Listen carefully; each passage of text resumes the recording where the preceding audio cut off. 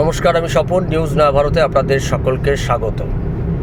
বাংলা একটা প্রবাদ বাক্য আছে, স্বভাব যায় না মূলে। অর্থাৎ মরলেও কিন্তু অনেকের এমন মানুষ আছেন যাদের স্বভাবের কোনো পরিবর্তন ঘটে না।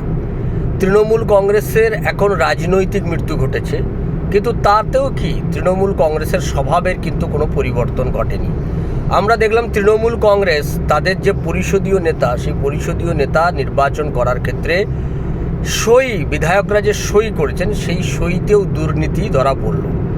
তৃণমূল কংগ্রেসের যে 70 জন বিধায়ক তারা সই করেছেন শোভনদেব চট্টোপাধ্যায়কে তাদের পরিষদীয় নেতা নির্বাচন করার জন্য, সেই সই তারা জমা দিয়েছেন। সেই সই জমা দেওয়ার পর একজন তৃণমূল কংগ্রেসের বিধায়ক, যার নাম বাহারুল ইসলাম, তিনি দাবি করছেন যে তার সইটা নাকি ওখানে অরিজিনাল নয়, তার সইটা জাল করা হয়েছে। অর্থাৎ সই জাল করে তারা তার নাম পাঠিয়েছে, অর্থাৎ 70 জনের মধ্যে একজনের সই জাল। এই দাবি কে করছে? খোদ তৃণমূল কংগ্রেস, এবং তিনি এফআইআরও করেছেন এই ব্যাপারে। ফলে আমরা গোটা বিষয়টার উপর নজর রাখব যে এর পরবর্তীকালে আর কি দুর্নীতির সঙ্গে তৃণমূল কংগ্রেস ক্ষমতাচ্যুত হওয়ার পরেও আর কি দুর্নীতির সঙ্গে তৃণমূল কংগ্রেস যুক্ত হয়, তৃণমূল আর কি দুর্নীতি করতে পারে, সেদিকে আমাদের নজর থাকবে। আপনাদের নজর থাকুক নিউজ নয়া ভারতের পর্দায়।